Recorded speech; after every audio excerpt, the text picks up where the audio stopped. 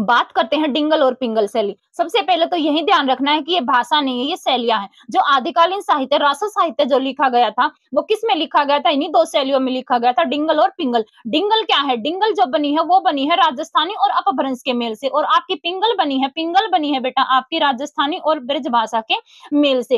अब ये राजस्थानी साहित्य की दो शैलियां हैं, मैंने बताया है शैली है, भाषा नहीं है। और इनमें अंतर क्या है? जो डिंगल है वो पश्चिमी राजस्थान का साहित्यिक रूप है, जो वीर रस प्रधान रचना इसमें लिखी गई और चारण कवियों के द्वारा ये लिखी गई है। और पिंगल क्या है? पिंगल पूर्वी राजस्थान में लिखी गई है, और ये वीर और श्रृंगार का इसमें प्रयोग मिलता है, यानी कि वीर के साथ साथ श्रृंगार पूर्ण रचनाएं भी इसमें लिखी गई। किसमें लिखी गई? पिंगल में।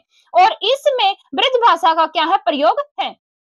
अब आपको बताती हूँ कि आप कैसे याद रख सकते हैं। ये आपका राजस्थान का मैप है, और राजस्थान का जो मैप है वो पतंग के आकार में है। ये आपका पूर्वी भाग है और ये आपका पश्चिमी भाग है। यहाँ पर कौन सी बोली है? डिंगल, और यहाँ पे कौन सी है?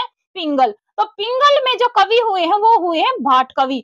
कौन से कवि हुए हैं? भाट। और डिंगल में जो कवि हुए हैं वो हुए हैं चारण। अब चारण और भाट कौन होते थे? चारण कवि वो कवि होते थे जो अपने आश्रयदाता के साथ युद्ध में जाते थे और आंखों देखी वर्णन, जो युद्ध में उन्होंने जो आंखों देखी देखा उसका वीरतापूर्वक वर्णन अपनी रचनाओं में करते थे। ये कौन होते थे? चारण कवि। और भाट कवि कौन होते थे? जो मौखिक रूप से अपनी परंपरा को क्या रखते थे? जीवित रखते थे। तो डिंगल में किसका प्रयोग हुआ? डिंगल में वीरतापूर्ण रचनाएं लिखी गई, और पिंगल में क्या किया गया? श्रृंगार परक रचनाएं यहाँ पर लिखी गई हैं। डिंगल में कौन कौन सी शैली बताई है? किस भाषा के मेल से डिंगल बनी है? डिंगल बनी है आपकी राजस्थानी, और अपभ्रंश के मेल से क्या बनी है? आपकी डिंगल। और पिंगल आपकी बनी है, पिंगल बनी है आपकी राजस्थानी, और ब्रज के मेल से कौन सी बनी है? आपकी पिंगल बनी है। ये था डिंगल और पिंगल।